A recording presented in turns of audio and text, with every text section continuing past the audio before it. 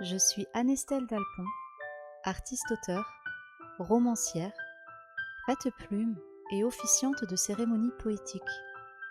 Je vois le monde en images et je danse avec les mots. Seule ou avec mes invités, je fais briller des histoires. Celles que l'on se raconte, celles qui nous révèlent, celles qui nous émerveillent, celles qui nous chouchoutent autant qu'elles nous chahutent. Installe-toi confortablement et écoute, tout simplement. Le dernier épisode de La Raconteuse parle du mot persévérer.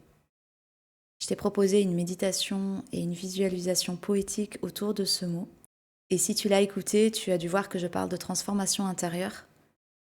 Et aujourd'hui, j'aimerais te proposer un épisode qui va dans la même lignée et qui s'appelle Métamorphose. Mais une fois n'est pas coutume, ce n'est pas un texte de moi, c'est un texte que ma maman a écrit, qu'elle m'a fait lire et qui m'a fait beaucoup de bien. Et je me suis dit que cette histoire pourrait à ton tour te faire du bien. Donc elle a accepté de me prêter son texte pour que je puisse le lire dans cet épisode de La Raconteuse. Métamorphose. Je descends la fermeture éclair et laisse glisser la jupe de mon tailleur sur le carrelage de la salle de bain. Elle y rejoint ma veste, mon chemisier et mes sous-vêtements. J'ai froid. Je pénètre dans la douche. Le souffle court sous le jet d'eau glacée.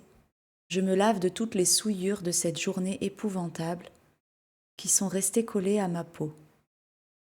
C'est ma pénitence. Aujourd'hui, j'ai été minable. Je me suis laissée mettre plus bas que terre, sans rien dire, comme d'habitude. Je n'ai que ce que je mérite. Je sors de la douche frissonnante, nue comme un ver, comme ce ver misérable que je suis. Je me glisse sous la couette sans me sécher, histoire de faire durer le supplice. Je me recroqueville dans mon cocon nocturne, ma tanière, mon oubliette. Je voudrais ne jamais en revenir.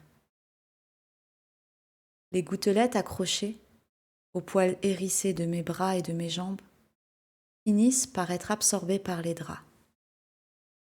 Mon corps se relâche. Mes yeux se ferment sur cette journée maudite.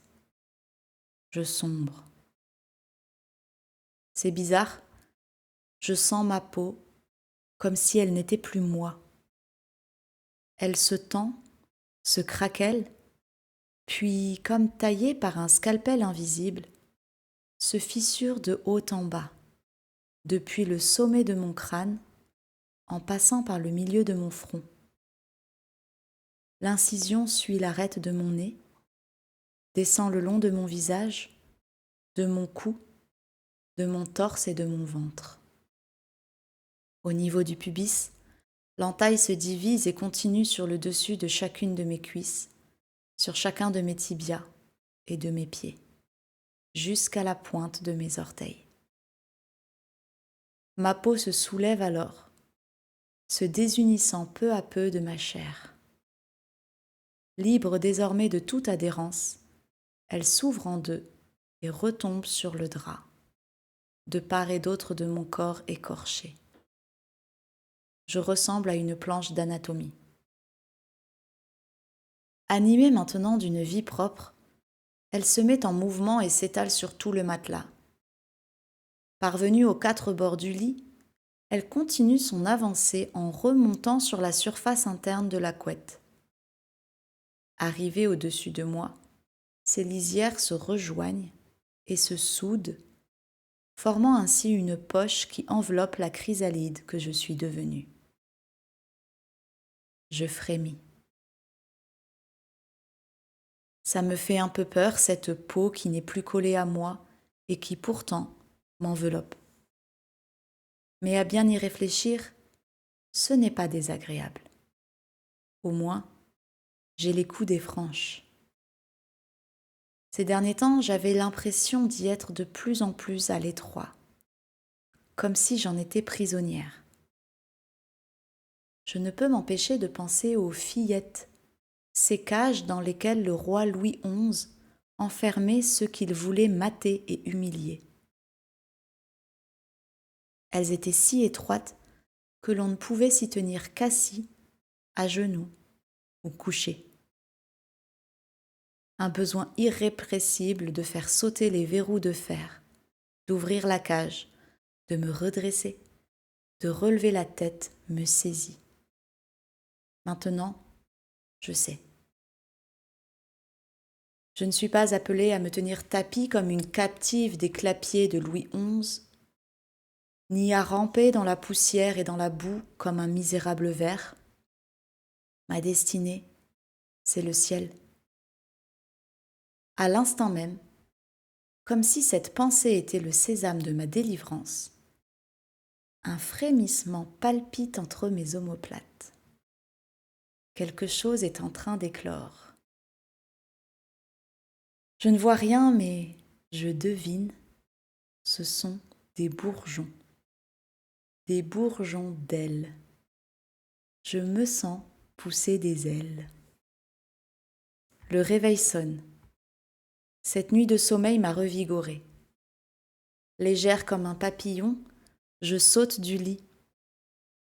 Debout devant la grande psyché d'acajou, je suis prête à m'habiller. Le tailleur noir étriqué que je portais la veille est toujours là, gisant sur le sol. Je l'aperçois par la porte de la salle de bain entr'ouverte. On dirait une pauvre mue, flasque, terne et sans vie. Je l'écarte d'un revers du regard et j'opte pour une robe vaporeuse aux couleurs vives. Je lève les bras et l'enfile par le haut.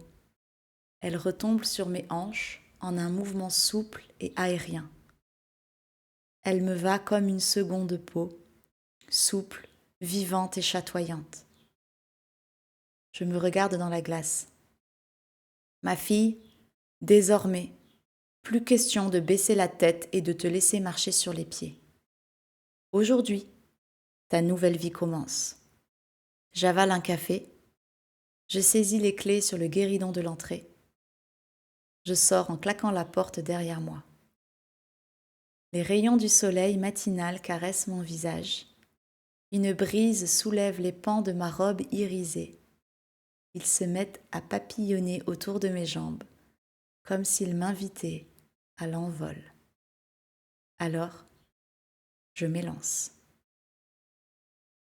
Si cette histoire t'a plu, si cette histoire t'a parlé, t'a fait du bien, si ça a fait remonter des choses, eh bien je serais ravie de lire ce que ça t'a procuré. Tu peux laisser un commentaire, je me ferai une joie de te répondre. Et puis si tu peux en plus laisser un like ou des étoiles selon la plateforme sur laquelle tu regardes ou tu écoutes cet épisode de La Raconteuse, eh bien ça m'aidera beaucoup dans le développement de cette chaîne. Et puis moi, ça me fera super plaisir. Je te dis à la semaine prochaine pour le prochain épisode. Bye!